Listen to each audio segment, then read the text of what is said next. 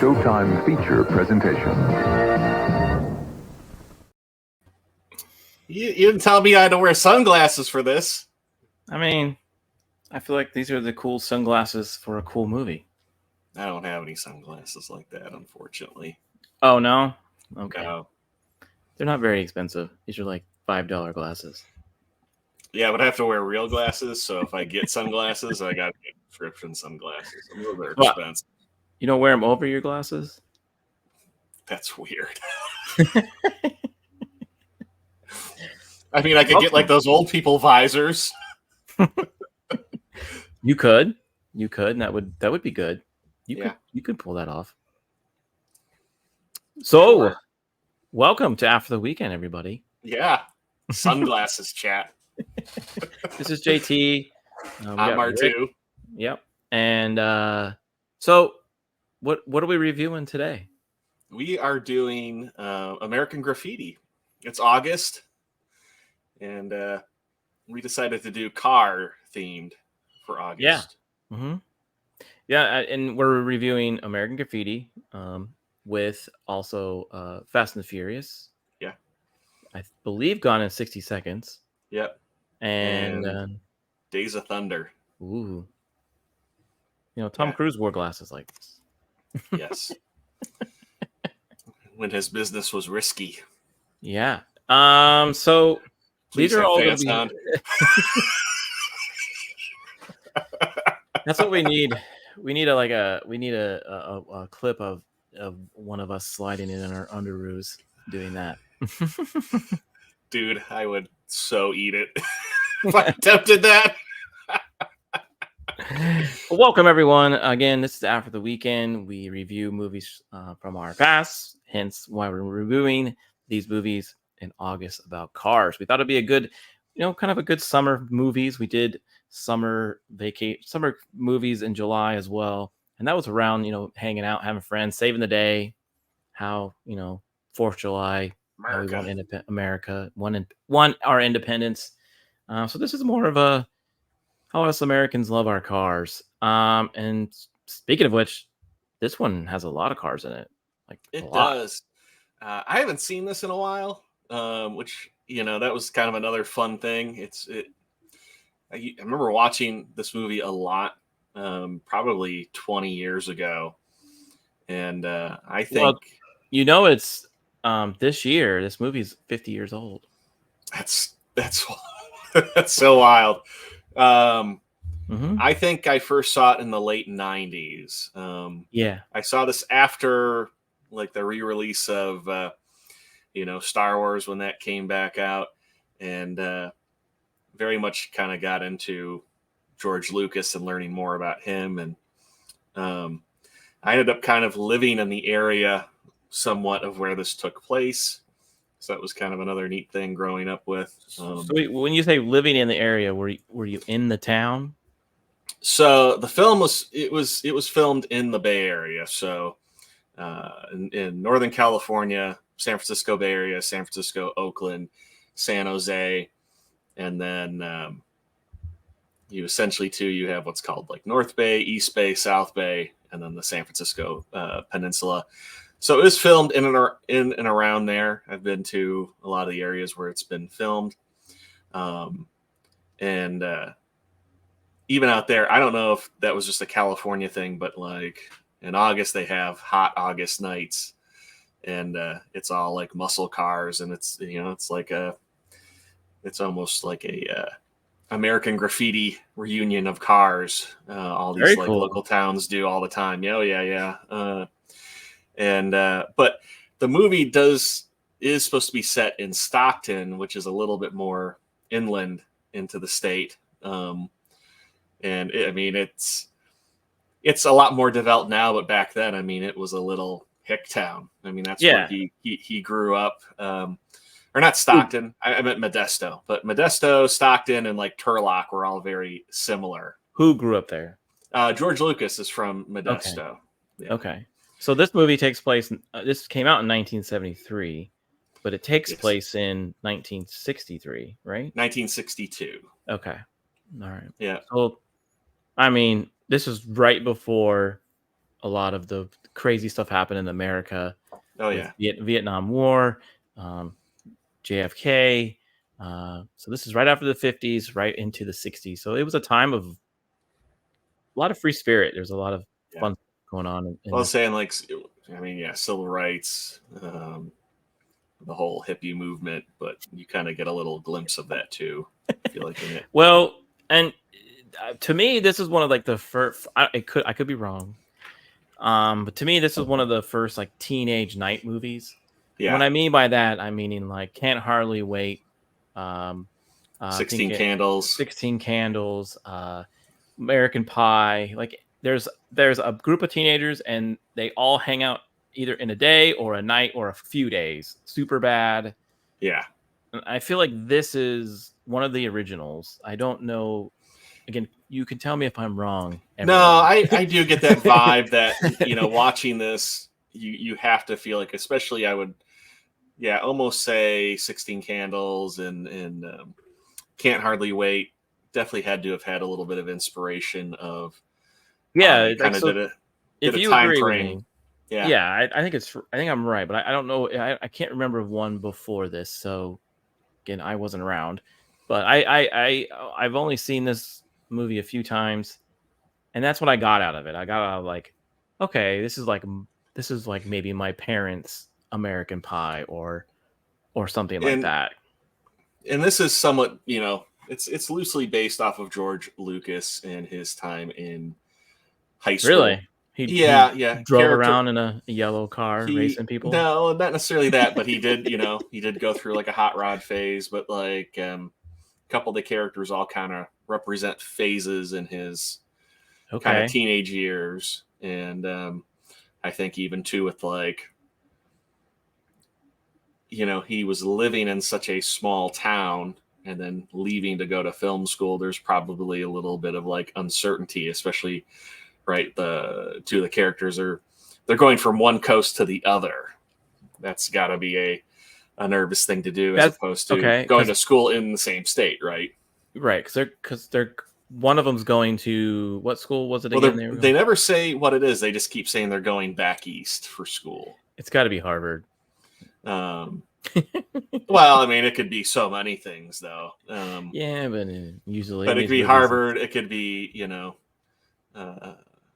isn't there like New York University? Yeah, there's Duke. There's all the Ivy League schools are out there. So, Princeton, you know, the Princeton. Yeah, but yeah, this seemed like a very fun movie. There was a lot of characters and a lot happening, but we'll probably get into it. But you mentioned this off screen. There was also some dark moments where if you were a kid and you were just watching for the fun of it, you didn't really pick up on them. But later on, when you were an adult, I mean, kind of, you know, for example, right, a couple of the characters go to the freshman hop dance.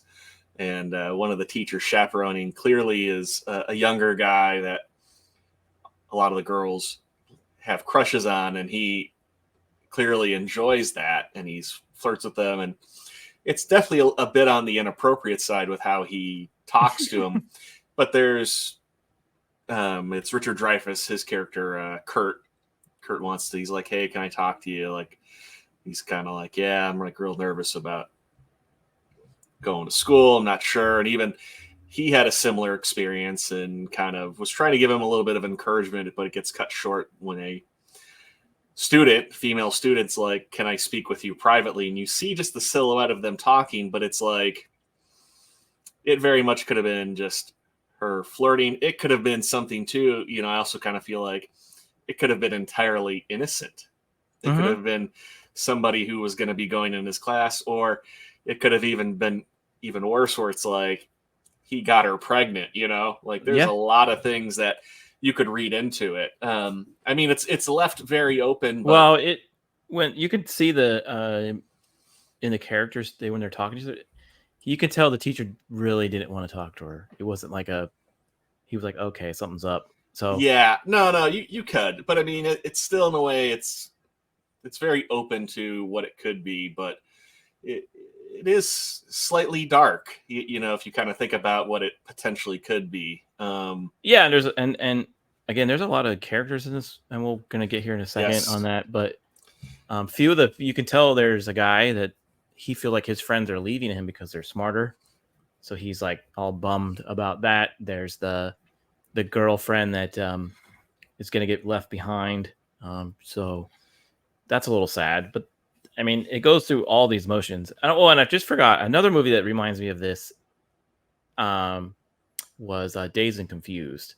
That's another one. Yeah, you're right. That very much is a very similar. You could watch this movie for the 60s, Dazed and Confused for the 70s, 16 Candles for the 80s. It can't hardly wait for the 90s. The 90s, and then maybe Superbad for the 2000s, and you'll be set. yeah. I mean, it's very true. They're all somewhat similar. I want to say the only one that you could say that was like a little, the two that slightly are out of it are Dazed and Confused doesn't end with them going to college. They're still in high school, and same thing with 16 Candles. But that plot of really kind of taking course from an evening to the early morning. Yeah. Mm-hmm. Very much so. But here's the list of actors and characters, which is I forgot how many people were in this movie as far as how young they were. If you go through this list, I mean, there's a lot pop out on you. Richard Dreyfuss, Ron Howard, but then you also see Harrison Ford, Bob Hopkins. This is crazy, right? Yeah, it's a very stellar cast, and kind of everybody, even like some of like the smaller roles. I mean, everybody seems to be very memorable. Yeah, Suzanne Summers, like that's wild, isn't right? it? Well, like so the bottom left there, Lynn Marie Stewart. I watch this and I'm like, God, there's something so familiar about her. She plays Bobby. That is Miss Yvonne from Pee Wee Herman's Playhouse. Yeah. And I was like, once I figured that, I was like, oh, I totally, now I cannot not see it anymore. But yeah, I mean, just everybody did such a great job in this movie. And Wolfman Jack that's actually Wolfman Jack. Yeah. I know he kind of looks like Vader. Like Vader looks like him. Yeah, it's Hispanic Vader. When I spent time in living in San Antonio as a kid, there was an oldie station, and I can't think of what the DJ's name, but there was a DJ that did the weekends that his whole shtick was he did an impression of Wolfman Jack, and it was really good. And he was like a big radio star. He was like a syndicated radio star back then. He was. It just had a lot of personality when kind of at the time too. Everybody was very straight laced and kind of what you hear, how you hear him behave. I mean, that's how he was in that time frame. And George Lucas listened to him on the radio, so that was kind of a big inspiration for him to have him in the film. And I have some trivia about that, so I won't give too much away. Before we really get into it, if you haven't seen this movie, there will be spoilers. Yes, there will be spoilers, but we're not going to ruin anything, really. But yeah, I mean, I was going to say too, and to even if you haven't seen this, I mean, hopefully after you hear us talk about it, makes you want to watch it. It's I think we both watched it on Netflix right now. You can go. Check it out over there. But the two main characters are Kurt and now I cannot think of his name at the moment, but Ron Howard's character. Richard Dreyfuss is Kurt, and Ron Howard. They both just graduated. They're going back east to school. This is the last night of the summers where this takes place.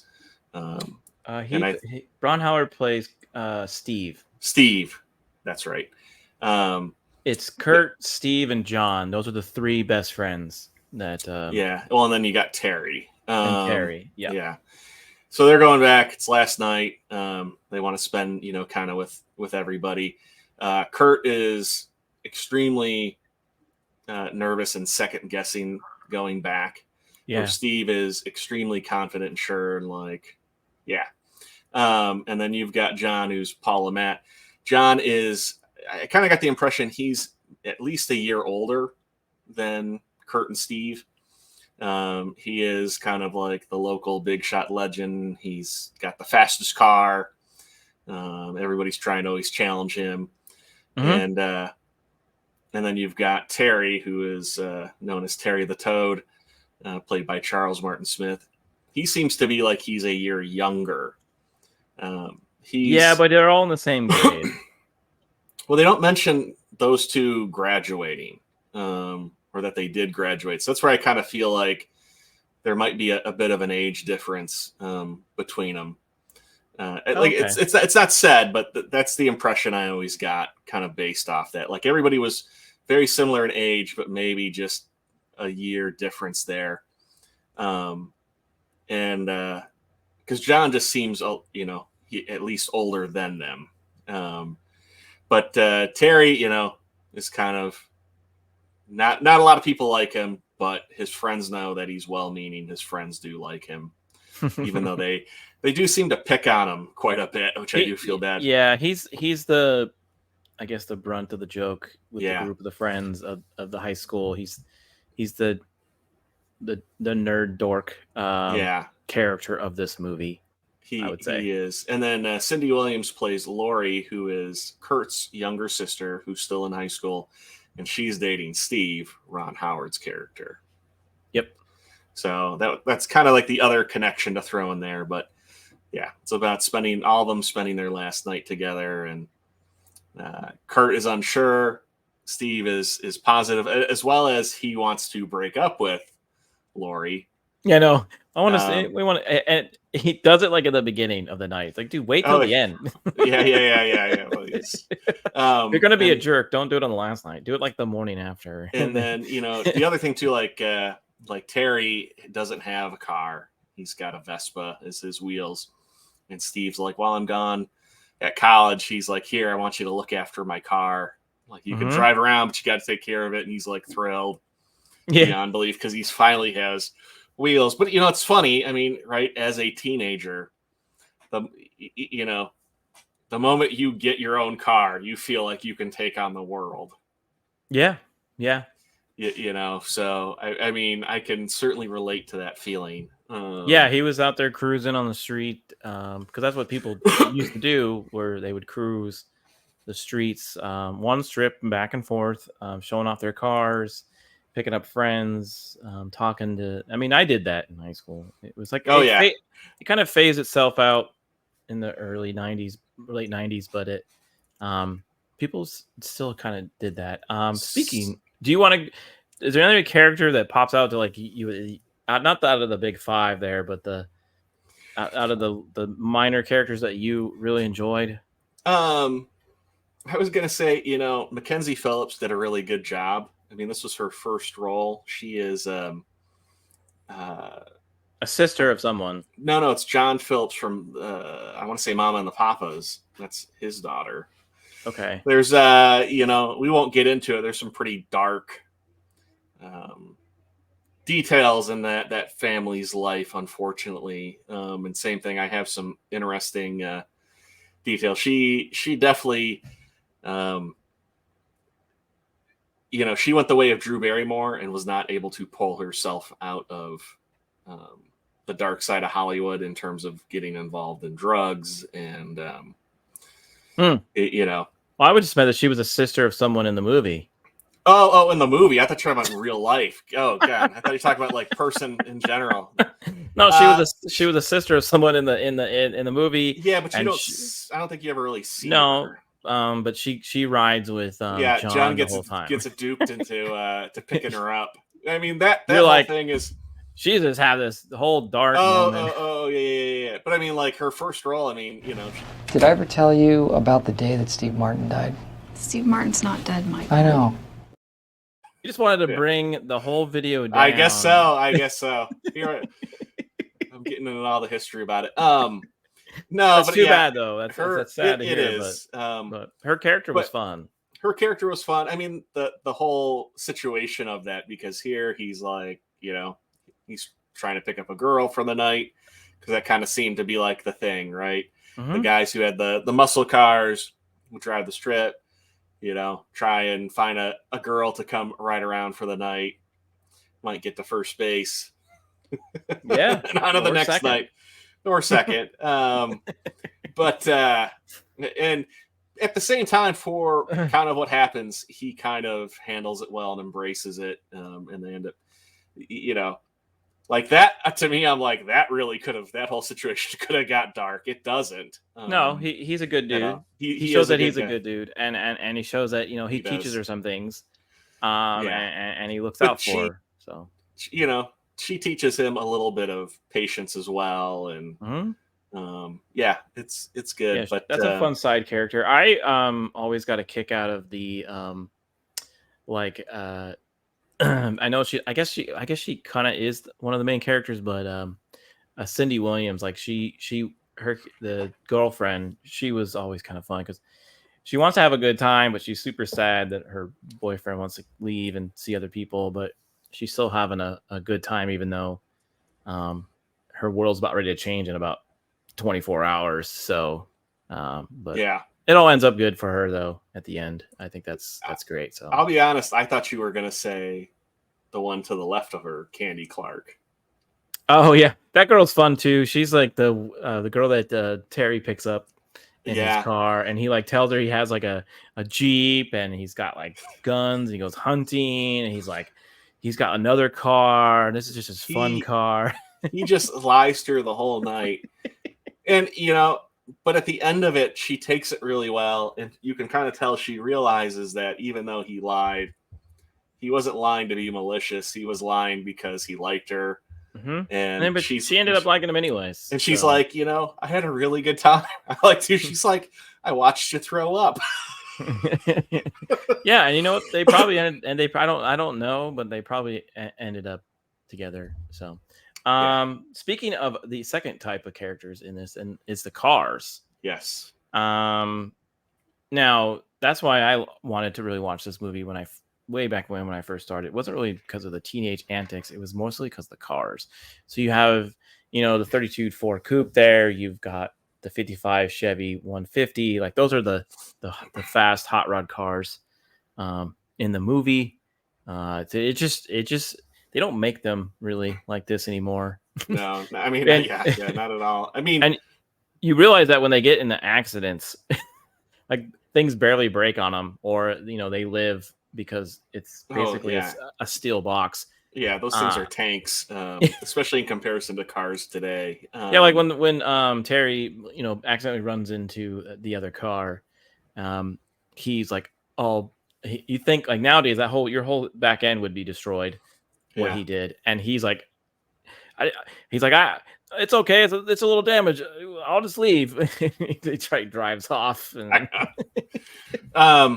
Well, it's kind of funny too. I mean, like, there's a scene where that takes place in a used car lot, and like you can see like the prices on the cars. I mean, like they're like $1,000 or lower. Yeah, and that guy's trying to sell him a car. He's like, my boss, he wants to get rid of I'm going to give you $1,000 today. For God's sakes, leave me alone.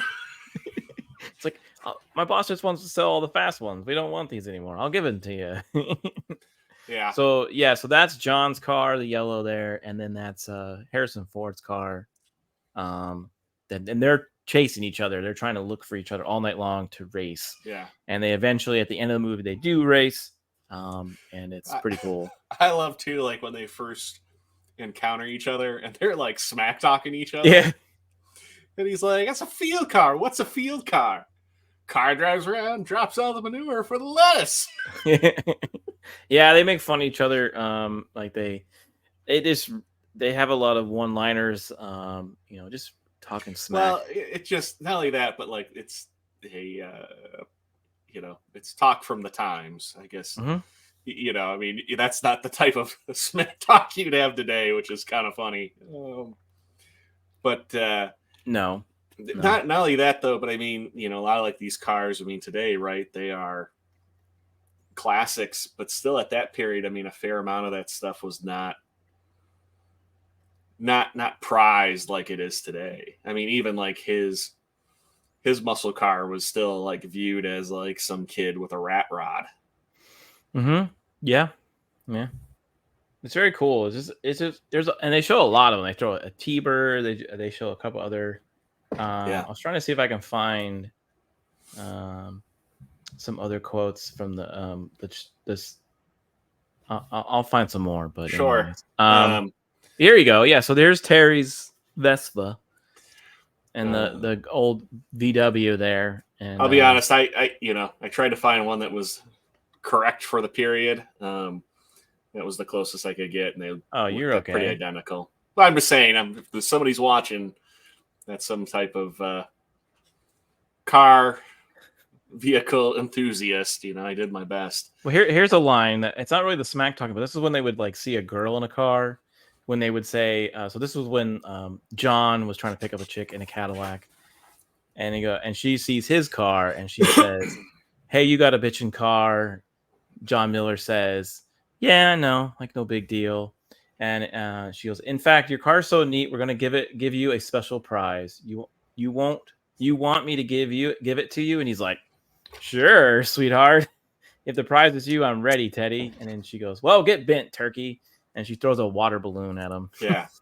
So that water balloon was supposed to hit the window and not hit Mackenzie Phillips in the face. And luckily she took it well, and they kept the scene. She couldn't stop laughing. Yeah, it was fun. There's a lot of even when Terry's driving around in Steve's car, people are smack talking him like, "Oh, what a waste. You're driving that thing." Well, I mean, and Steve had a pretty nice car. I mean, 58 Chevy Impala. Yep, he did. And then, Kurt had a very unique car for the times, a 67 Citroen. Yeah. It looks like a VW 2CV, yeah. Mm-hmm. And good stuff.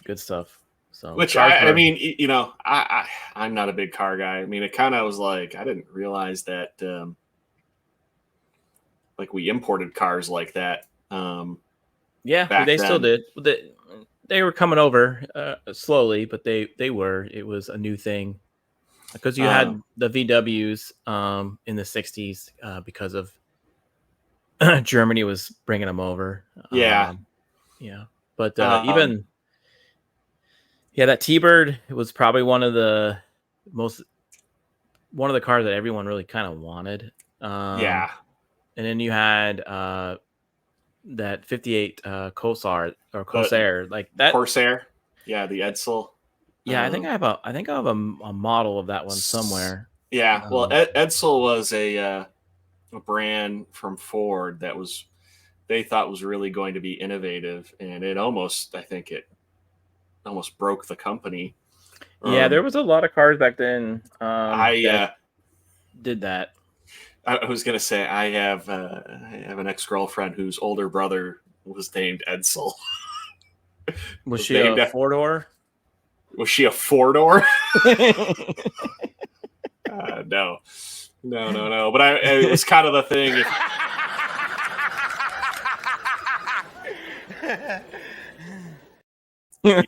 Time somebody heard the name, they're like, hey, "Your brother's named after a car brand."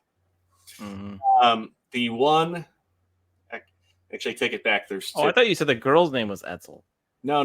Her older brother. Oh, I thought you said. I thought you dated a girl named Edsel. No. Her name wasn't Edsel. Her older brother was. She had a normal name.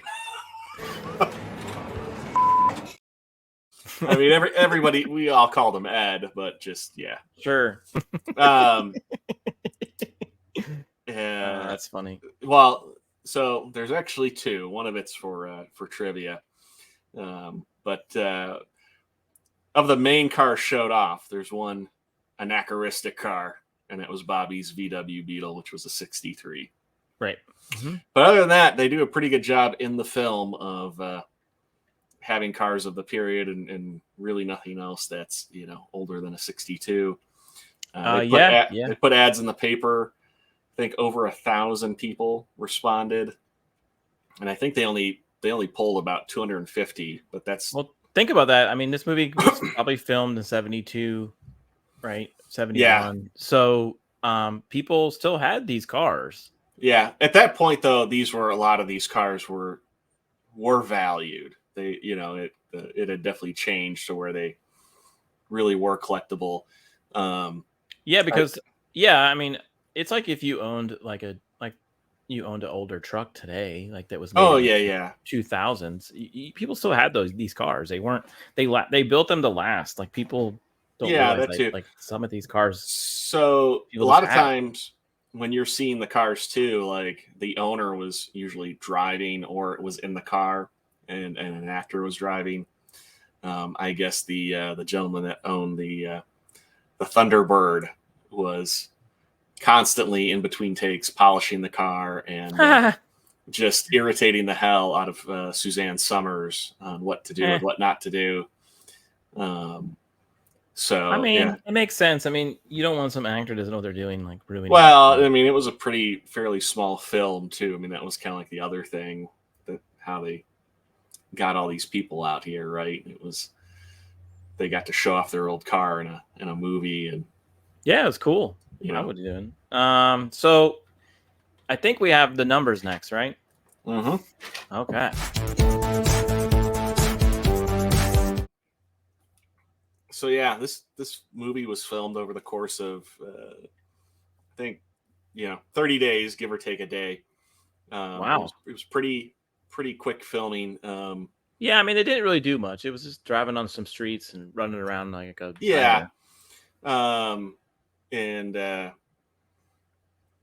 but it was actually shelved for an additional 6 months because Universal didn't know how to market it and didn't know what to do with it. Yeah. Okay. Well, I mean, again, this might have been the first teenage night movie, and they don't know. They maybe did not know what to do with it. And kind of something else to share is this was George Lucas's second film. His first movie he ever did was THX 1138. Yeah, and this. Correct me if I'm wrong. So I saw somewhere where this movie almost went to TV, but The Godfather came out a year prior. Yeah, and Coppola went. Everyone loved that movie. Yeah, and George Lucas is good friends with Francis Ford Coppola, because even I want to say I think he was also a producer of THX 1138 too. And since that was a big hit, Coppola was now a big shot. So Coppola really helped, and he was a producer on this too, but he helped with getting the studio to be kind of more behind him on it. Because I mean, he had The Godfather, which was and they wanted a teenager film too. That was kind of like the odd thing. Like they asked for this film, and George is like, "Okay, I'll write a movie."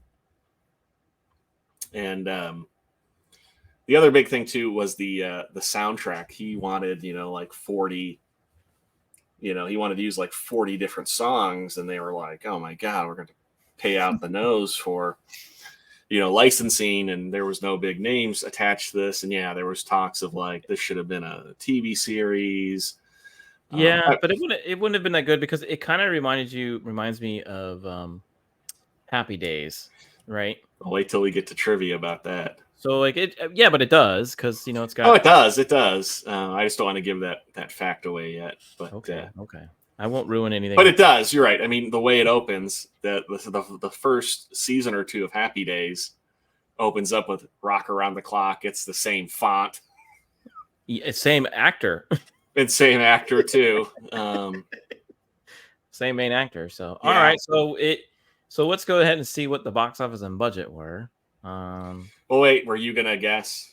I mean, I know you saw it, but I didn't really see it to be honest with you. Okay. I mean, I'm gonna say the budget was maybe 500,000. Okay. And I think it probably I think it did really well, so I think it's about $1 million. Okay. You're like you saw it. You saw it. So okay, there you go. I was close. That was close. Very close. So there was, depending. I mean, I read multiple things, and they all kind of varied between 750 and 770,000. So, today's dollars, I just put it right in the middle there. But I mean, it was a lot of money for the time. I mean, still not as much it as I still think made money. that they threw at I think more, most. I'm willing to bet most studio films were probably $1 million, at least minimum budget, and they were a little lower on this. And it was a huge, huge movie. In fact, it has one of like the highest, for budget to profit of all time. Really? And in fact, too, if you actually take in from the re-release, because they did do a re-release of this, it's made $140 million altogether, which if you factor that in, it puts it over or at around $1 billion. Yeah. So huge movie. And this is another It's a fun reason. movie. I mean, a lot of people at that time, Well, they're probably like, hey, like when this came out, you had the people who were like 10 years ago, so they were probably 30, and they're like, oh yeah, right, I remember that in the 60s, so they were the 30-year-olds were watching this movie. Then you had probably even the 40-year-olds remembering that time, and then you had the 20-year-olds thinking, oh, I remember my older brother talking about the like cruising the streets and stuff like that. So I think they captured like a whole genre of people just in this movie. The success of this is why George was able to do Star Wars, even though he had trouble with that. And they're like, how do we market this? But I think that was then he did more American Graffiti. He did not do more American Graffiti. Only his characters were in that. But and I think even too, because of the success of this, is kind of why he was able to essentially get the deal that he did with Star Wars too, with like the merchandising and things like that. So all the Star Wars fans out there on Red 5, because that's what we're part of, you can thank American Graffiti for your fan base. Exactly. So we got in the theaters next. You ready? Yes.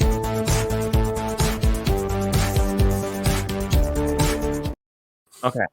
I didn't touch it this time. I switched it before. I'm going to do this real quick. All right. So this one could be interesting because I wasn't around. You weren't around. No. So some of these I might not know. Yeah. So I couldn't find out what was in the box office. Okay. When this came out. I mean, I looked. I couldn't find anything at all, which they just really didn't keep the records back then. But this was the third highest grossing film of 1973. And I mean, if you look at it from American Graffiti to what's below it. Well, there's The Exorcist, was a huge movie at this time. Yeah. The Sting, which is a fun movie, which I wouldn't mind reviewing that with you. And then we've got Magnum Force, which was an amazing movie. What else we got on there?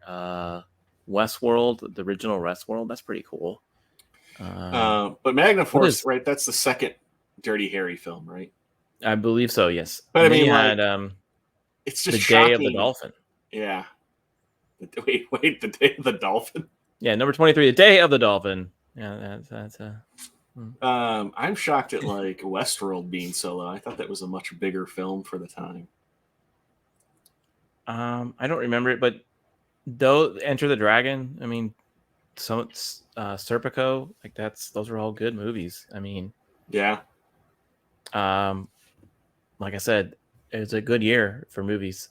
Planet of the Apes, Battle of the Planet of the Apes, I guess. Is that what that is? Battle of the Planet of the Apes? So. I feel like I've heard about Day of the Jackal, but now I can't quite think of what that's. Well, again, if Ro watches this, he can tell us. I think I'm sure.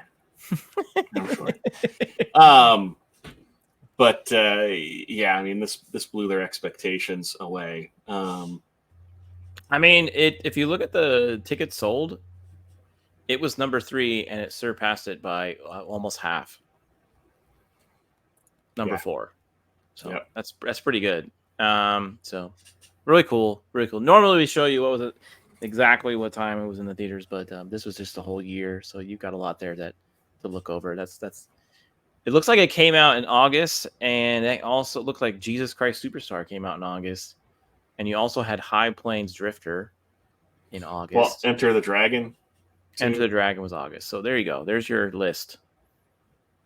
You could have looked at the dates. All right. So what do we got next here? Oh, okay. A cool little poster. That's the other thing from this. A lot of people have made fan art from this. Yeah. You could go to any car shop, like an old diner or like an old, like anyone that has like an old car in their garage. I guarantee you they're going to have some American Graffiti poster. Well, so one of the iconic areas in this film, and it opens with, and they go to it multiple times, is Mel's Diner. And that Mel's Diner actually did get demolished shortly after the film came out. No relation to Mel's Bar. Yeah, but they rebuilt it, and Mel's Diners are all over Northern California. I don't know where else they're located, but it's like the California version of Denny's. I mean, I can't tell you, and they're open up 24 hours. I can't tell you how many times like we'd be playing video games. It's like 2 a.m. It's like, hey, you want to go get Mel's Diner?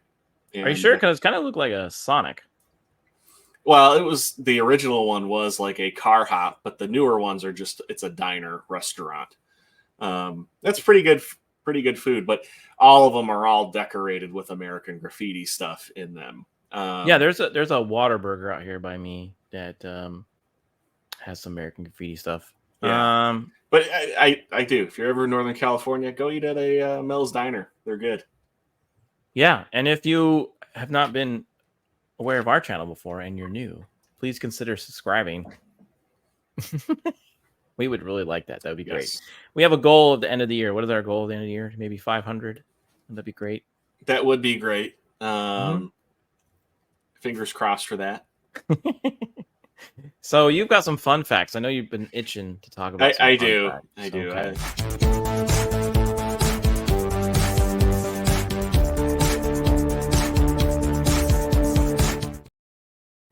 Well, you do have a lot of fun facts. I do for this one.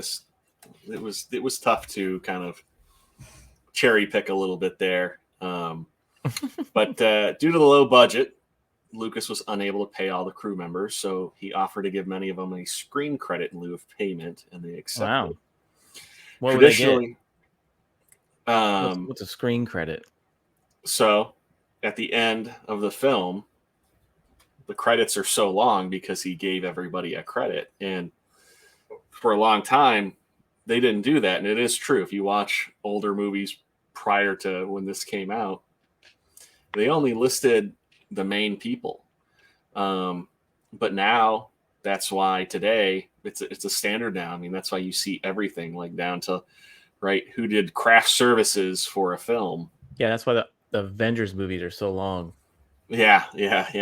But I mean, you see that block of text of like all the.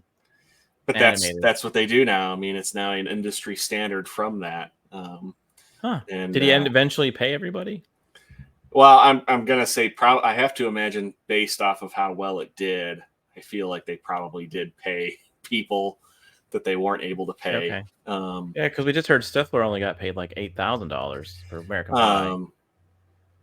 But he got paid later. So yeah, I mean that guy's made a fair amount of money. I mean, how much did he get? Did he make for the sequel that he came back? Well, he said he got paid after, so I'm sure people got paid after.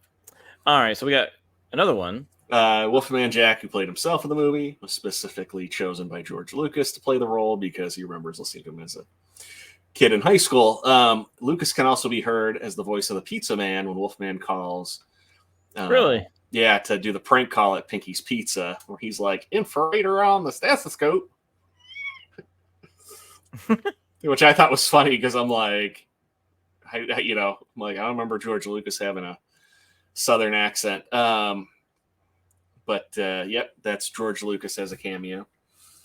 It was widely assumed that Ron Howard was cast as Richie Cunningham on Happy Days due to the success of this movie. Ironically, it's reverse. Ron Howard shot the original pilot for Happy Days in 1972. Pilot wasn't picked up. ABC aired it as part of its anthology series, Love American Style. Yeah. Lucas then cast Howard based on the pilot. and due to American Graffiti's success, inspired ABC to reconsider the series. And then also a year later, they added a greaser character based on John Milner. I wonder who that guy was. No clue. And you know, kind of the other thing too, like I said, at least the first season, if not the second one, they didn't have a theme song. They didn't have the Happy Days theme song. It was Rock Around the Clock. And the lettering and everything is very, very similar to the beginning of this film as well, too. So one, you know, it's kind of funny. And Howard was young in this movie, right? He was like 19. He was 18. He was 18. Because you know, most people don't know this. He was also on the Andy Griffith Show. Yeah, he was Opie. Yeah, that's right. That's a great show too. One of the main reasons why so many studios initially turned down the script was because George Lucas wanted at least 40 songs on the soundtrack, which would obviously lead to a large bill over the rights to the songs. Universal finally agreed to fund the picture, and Lucas's friend Francis Ford Coppola, fresh from the success of The Godfather the year before, came on board as producer. Yeah, and you know, it's crazy as Coppola, that movie almost didn't get taken. Yeah, that movie almost failed, and then it was a huge success. So yeah, he was just, hey man, I'm the successful one here. Give him the movie, you know. So that's pretty cool. Friends helping friends. Yeah, looks like those are some pretty cool facts. For a moment there, I thought George Lucas had wanted at least 40 hot dogs. He might have wanted that too. I need at least 40 hot dogs. Very cool fun facts. You will bring me 40 hot dogs. Now you have more though, right? You have another. I do. I mean, I try to keep these to like one slide, but this one I want to say we do have two. Oh, did you change it? You did. I did. You're sneaky. So Harrison Ford initially turned down the film because he was offered only $485 a week, which a little over $3,500 today. It was less than he earned as a carpenter, not enough to support his family. When the offer was up to $500. Wait, there was people in this movie that didn't get paid, and he was like, give me the money. Yeah, which would be, you know, he wasn't even in the movie that long. Over $3,600, he accepted. So yeah, and like I said, it filmed over 4 to 5. You know, it was like 4 or 5 weeks was the filming. So I mean, he made $15,000 to $18,000. Today's money. That's funny. Yeah, that is funny.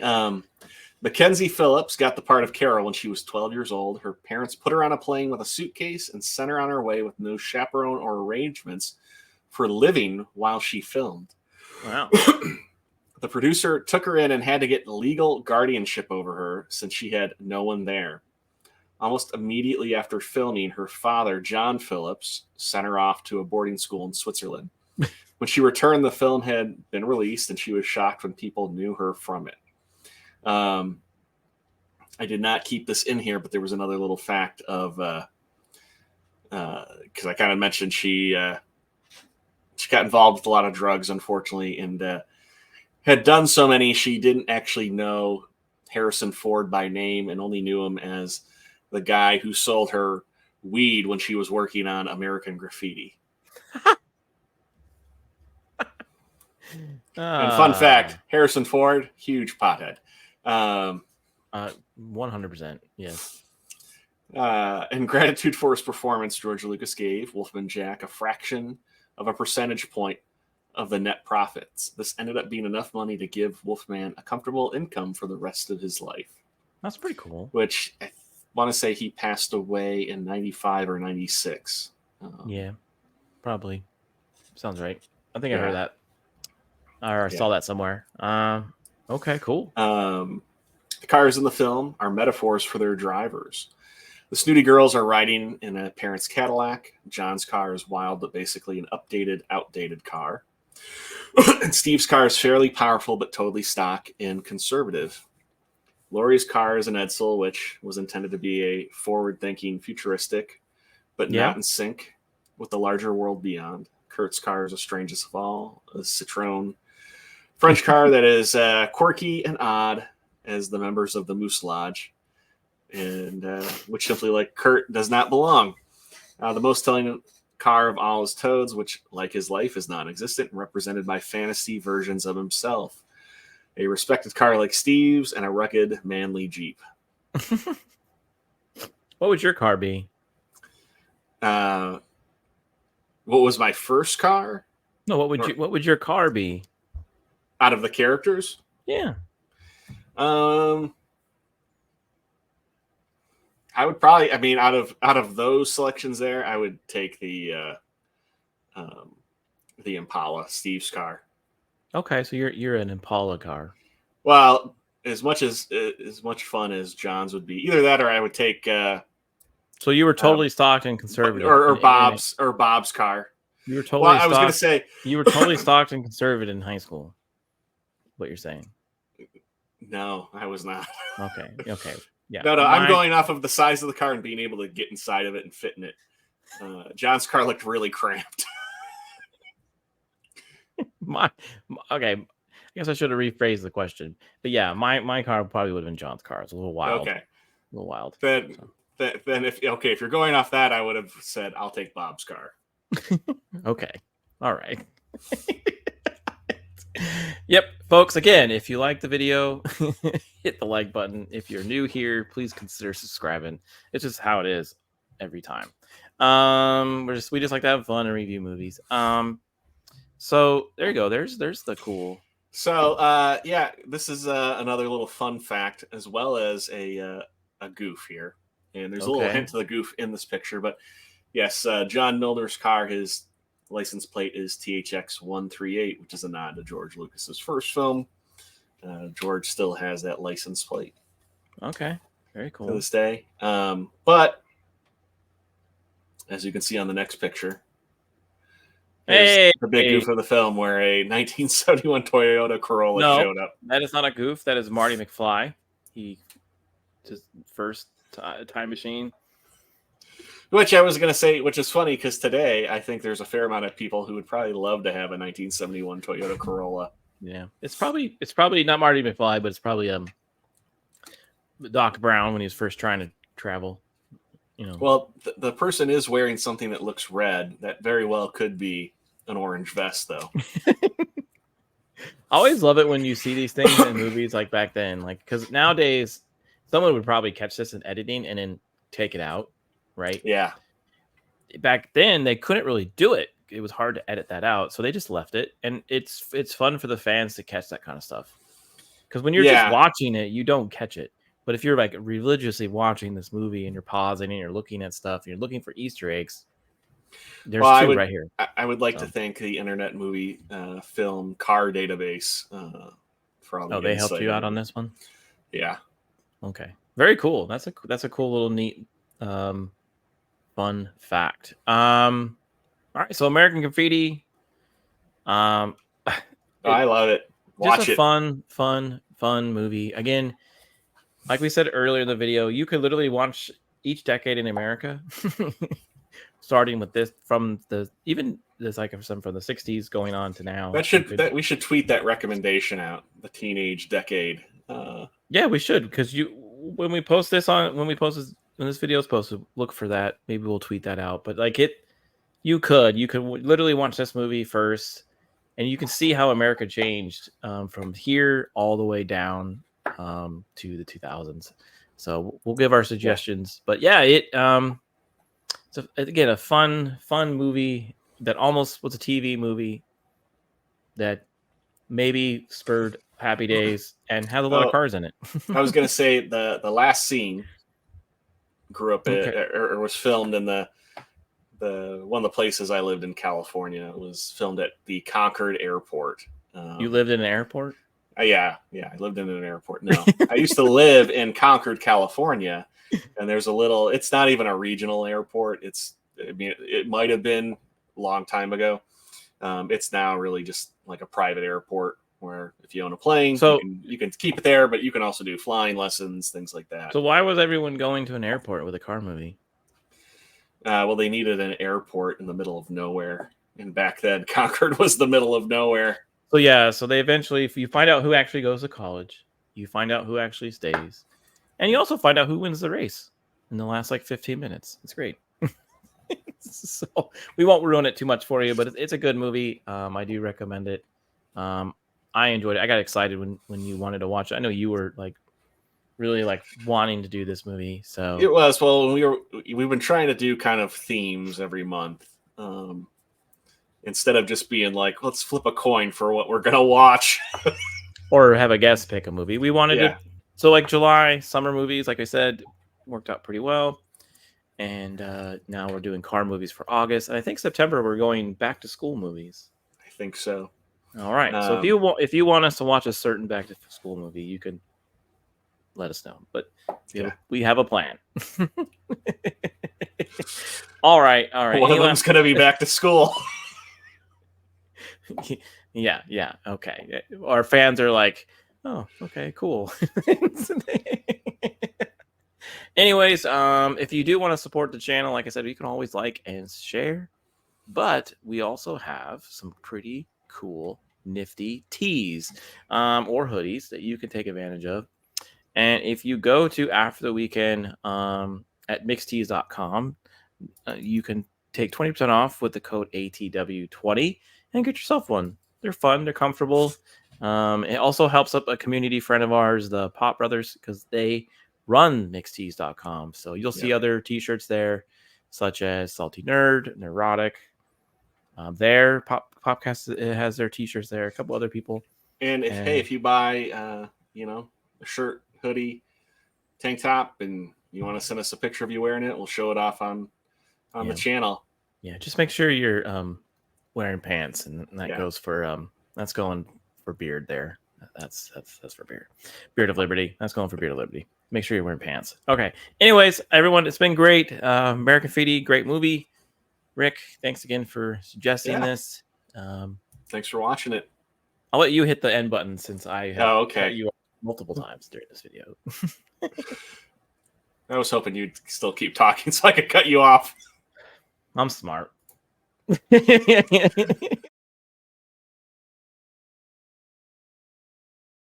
Switch me on.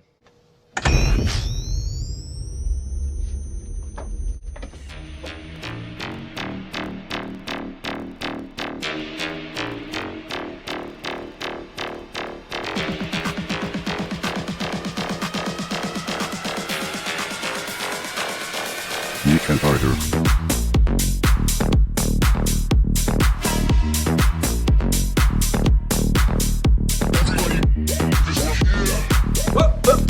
Here I come. Oh.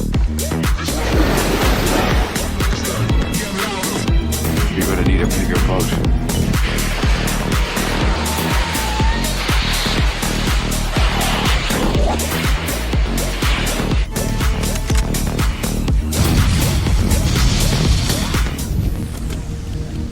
I think he can hear you, Ray. Don't move. It won't hurt you. Hey, bro. Wanna make an easy $200? Was this like a thing? Please disperse. Nothing to see here, please. Batman, what happened? Are you okay? Weekend harder. Nope. Oh, I was kidding. Yeah, what's up? What do you mean, man?